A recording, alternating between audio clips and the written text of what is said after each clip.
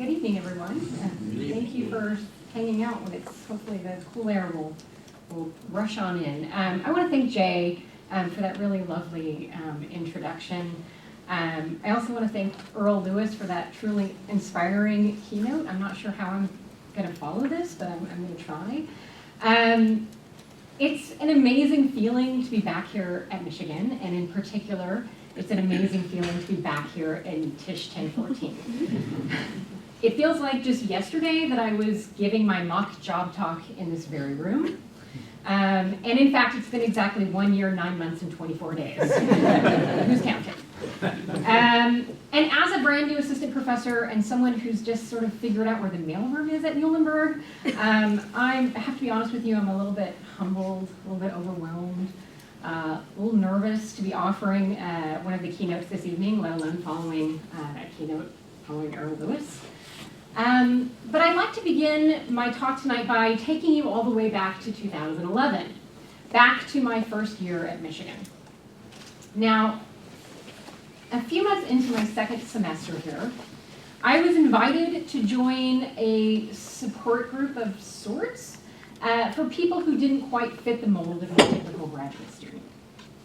We were a cross-cohort of graduate students in history and American studies, and we called ourselves the Misfit Historians. And our group consisted of scholars of color, first-generation students, non-traditional students, queer scholars, and grad student parents. And among this group of self-described group of misfits, I found my people. And as many of you know, I was far from your typical graduate student at Michigan. I graduated high school over 30 years ago, and I spent about 6 years on and off attending a community college and working full-time before I finally managed to graduate with my associate degree in 1996. And from there, I put my college career on hold for about 11 years.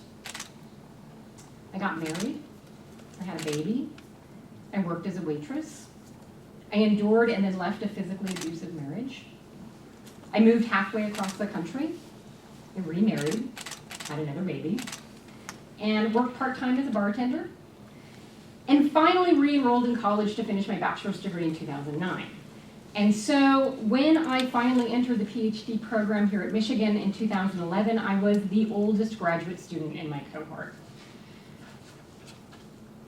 And so to say that I had a case of imposter syndrome when I got here would be an understatement, right? Everything, big and small, from learning how to pronounce the name Walter Benjamin, right, to figuring out how a stipend works, to learning to balance childcare with research trips, to working up the nerve to speak up in Matt Lassiter's seminar on modern political history. All of these things felt like Herculean tasks. And all of these things, in my mind, at certain moments, reinforced the idea that I did not belong in academia, right? That Michigan must have made a terrible mistake by admitting me, and that perhaps the faculty were just too embarrassed to tell me about it, right? But parallel to those moments of insecurity and doubt, I noticed something else.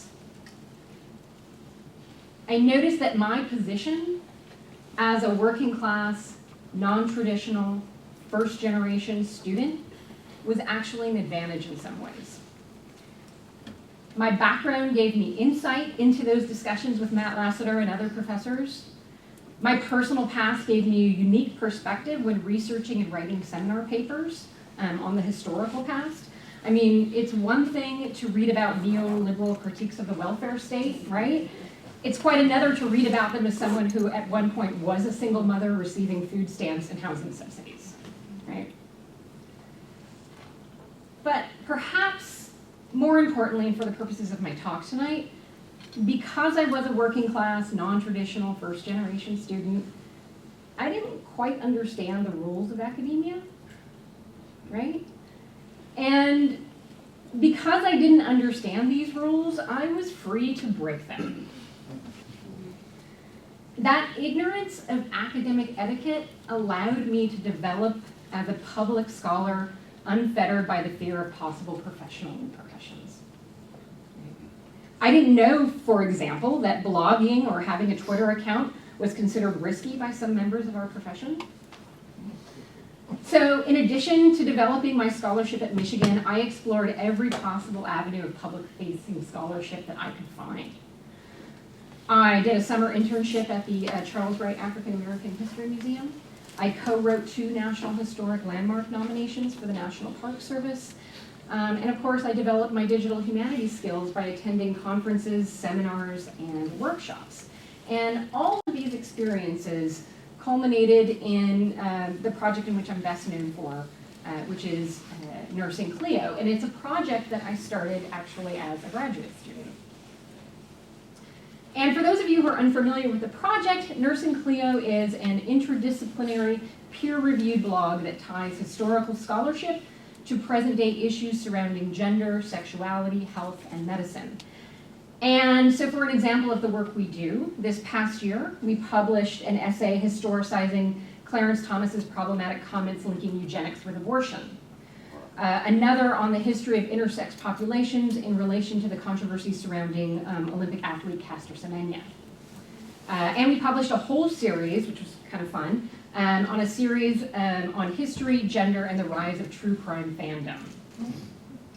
So the mission of Nursing Clio is to provide this digital platform for historians, scholars, community activists, students, and the public at large to engage in these socio-political and cultural critiques of ongoing and historical dialogues regarding the gendered body, the history of medicine, popular culture, and current events.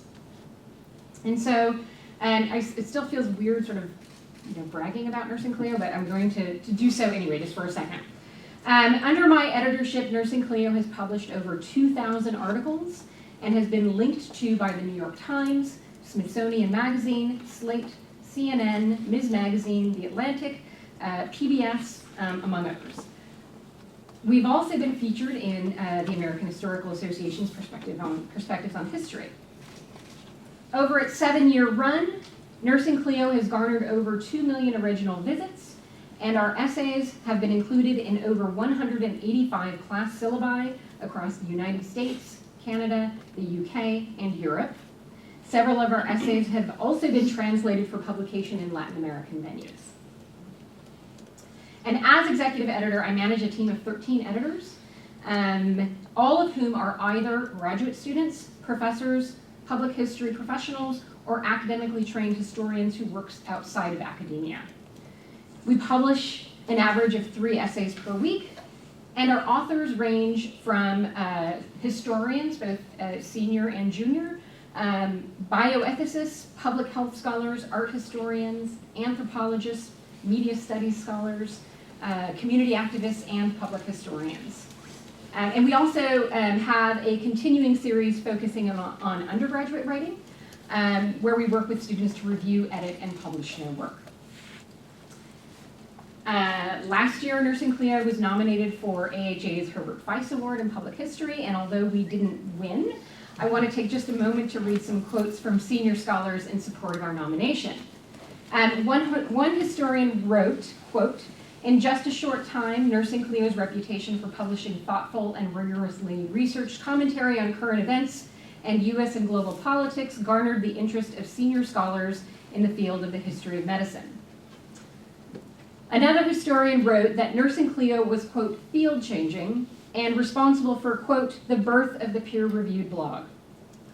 And finally, one scholar wrote, quote, "Nursing Clio sits at the meeting points of digital humanities, public history, and academic history. As such, it demonstrates the unrealized potential for historical inquiry to contribute to informed and thoughtful debates on issues of vital public concern." So, not too bad for a misfit historian, unsure of her place in academia, right? And of course, Nursing Clio didn't start out as this path-breaking academic blog, which again still feels weird to say. It started out as an idea, right? An idea that was rooted in the foundational support and encouragement I received from faculty across this campus to explore the possibilities of public humanities.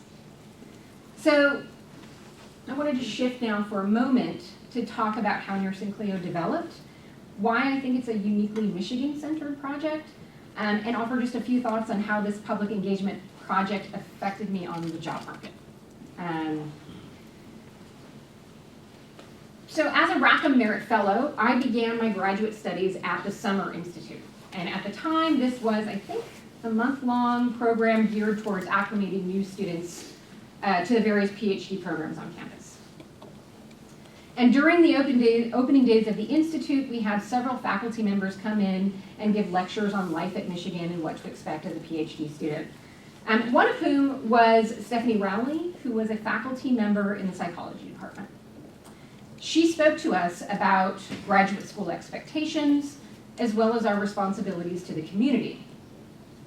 And I clearly remember my reaction to that part. It was confusion. Right? What? Responsibilities to the community? What does that mean? Right? She went on to argue that scholars should view their work on 3 levels. 1, scholarship, 2, pedagogy, and 3, community. In other words, while you are rigorously creating this sliver of new knowledge that perhaps only 5 people are ever going to read, what will you be doing in the meantime to engage with various communities in the world? What are you going to do with your skills outside of the academy? And as a new PhD student, these questions really made me reevaluate the possibilities of academic life. It was a formative moment for me. And this idea followed me around throughout my first year, partly because I had a natural inclination towards public history, and partly because this very issue is on the minds of most historians these days. And during my second semester of graduate school, I had the opportunity to take a public humanities seminar with Matthew Countryman. See here? There he is, way back there. Okay.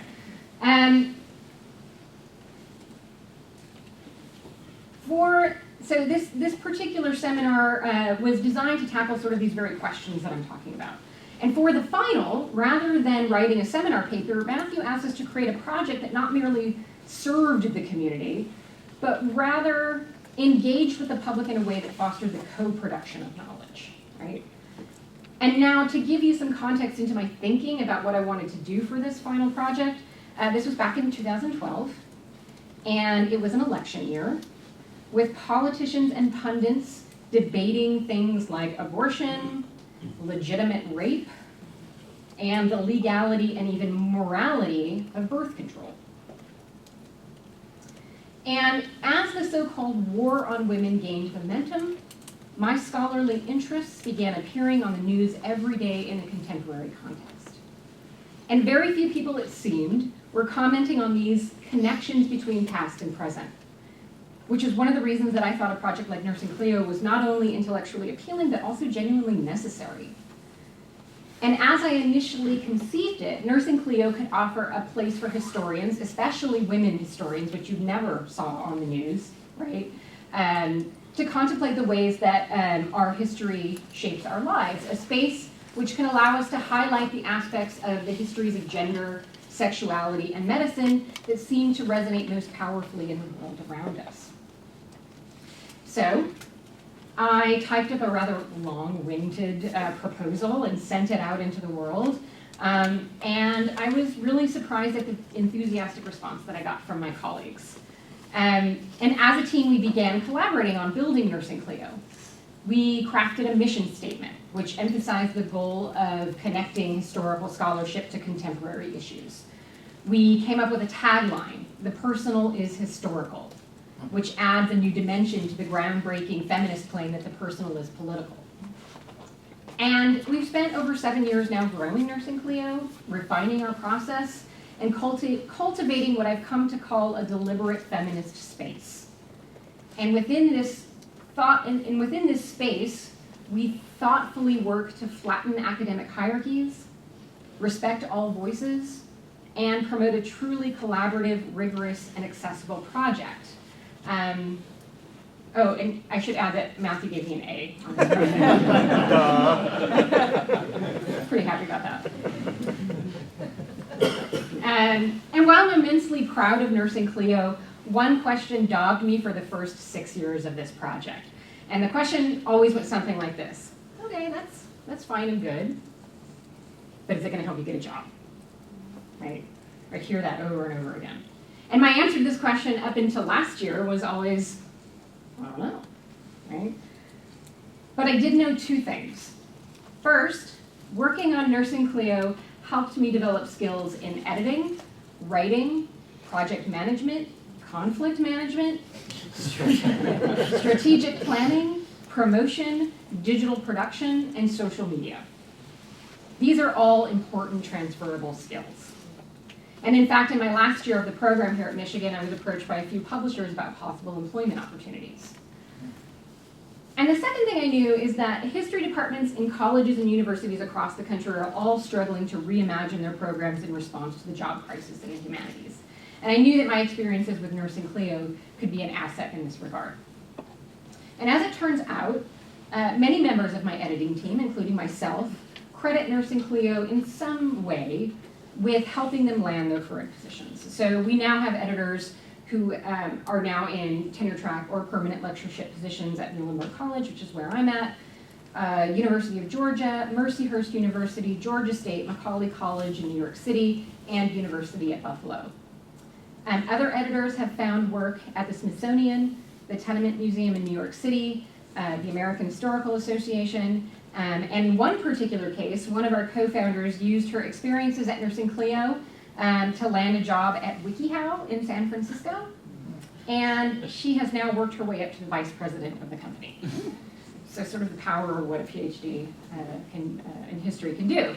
So I think the story of Nursing Clio, a project that began as a grad seminar final and blossomed into sort of this field-changing platform, is helpful for us to think about the ways we can reimagine graduate student training in the 21st century. And as I mentioned before, I strongly feel that Nursing Clio is a Michigan-centered project. It's a uniquely Michigan project. The combination of faculty mentorship, interdisciplinary training, public humanities program, and frankly, the financial support that I received to go to conferences across the country to talk about Nursing Clio made its creation and growth possible. Michigan gave me the resources and the room to breathe with this project. And I'm not sure that would have happened at many other institutions. But I think we can do more, right? Projects like Nursing Clio, these sort of student-generated projects, shouldn't be an anomaly at Michigan. What would it look like if we created an environment where all graduate students felt supported to create and sustain their own unique goals? What would it look like if we created an infrastructure of mentorship that encouraged students to develop rigorous scholarship and cutting-edge public humanities or community-engaged projects? Now, the title of my talk tonight is Mentoring Graduate Students in the 21st Century, Lessons from a Misfit Historian, and I want to use my remaining time to outline these lessons. But I want to begin with a caveat. This advice portion of my talk is not geared towards graduate students. To graduate students that are sitting in this room, I want you to know that you are doing everything right. Okay? You've worked hard. You've gotten to a top program, you have innovative ideas, and you are acutely aware more than anyone of the problems in academia. You are faced with an incredibly dysfunctional job market, and it's not your fault. So instead, this portion of my talk is for faculty, academic institutions, and the discipline itself. So without further ado, here are my top 10 lessons from a Misfit historian.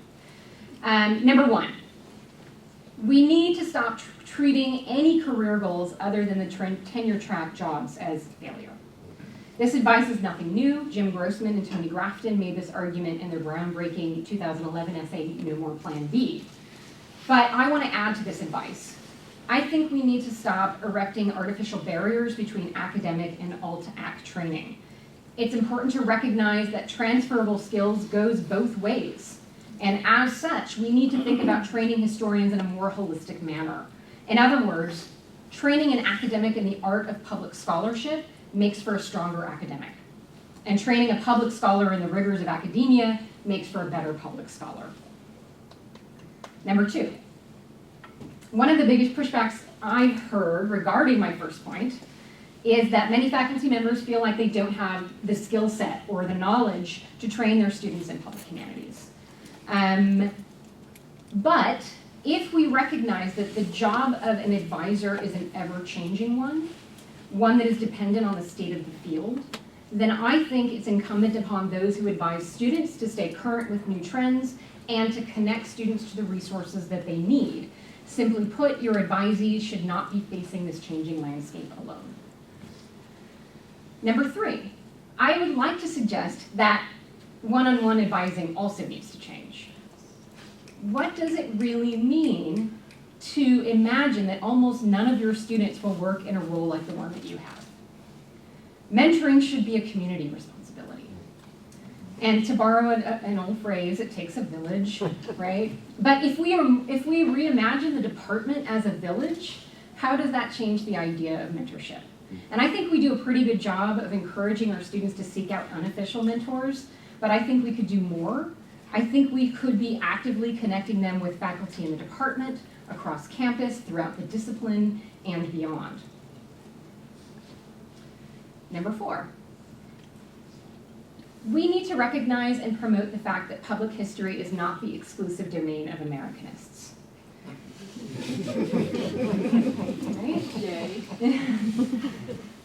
If we're telling our students that the past matters and has core today, then any past is capable of becoming public history. The protests in Hong Kong, the uprisings in Chile, and the appropriation and misuse of medieval European history by white supremacists are all events that need attention and interpretation by historians in the public square. Number 5, kindness and humanity first. It seems obvious, but we need to respect that graduate students are adults with real lives. This means moving away from the idea of hazing students with rituals of cruelty that once marked graduate training. It means that recognizing that during the life of a graduate student, they may experience the birth of a child, the death of a family member, or a serious sickness and disability. And they're experiencing these various life challenges all while trying to navigate the rigors of a PhD program and surviving on a very small stipend. Number 6, trust your graduate students. They come in with really smart, creative, and yes, sometimes field-changing ideas. And the process of getting a PhD sometimes has the effect of beating that creativity out of them. And so don't let that happen. Instead, listen to their ideas, figure out how to support them, and guide them to the resources that they need. Number 7, please don't dissuade your graduate students from having a presence on social media, if they choose to do so. It can be a very scary and unfriendly place if you're hanging out in the wrong places, but more often it's an incredibly productive, helpful, and innovative space for collaboration, brainstorming, and networking. And learning how to navigate social media is a skill worth developing. On Twitter alone, I've received invitations to give lectures, I've been contacted by reporters for interviews, and it's even been a place for me to interact with academic presses. And so learning how to navigate social media successfully is a skill that we need to really think seriously about, right? Number 8, I think it's time to rethink our tenure system. We all know past scholars in this department who were phenomenal public historians and amazing graduate student mentors, yet didn't get tenure because they were forced to contort themselves to fit the narrow parameters of this institution's tenure guidelines. And I'm certainly not suggesting that we lower our standards of producing rigorous scholarship. Rather, I'm asking us to consider what it would look like if we broaden the criteria to not just include public scholarship, but emphasize it, right? Number 9, this is an important one. Graduate students should admit, or graduate programs should admit more misfit historians. Non-traditional, working class, students of color, queer students, disabled students, students from small state schools. They all come into the academy with important perspectives that can only add to the richness and creativity of a PhD program. And finally, number 10. And for number 10, I have to admit I actually lied. I do have one piece of advice for graduate students, and here it is. Find your misfits. Right? Find the people that will help you not only survive in this program, but thrive.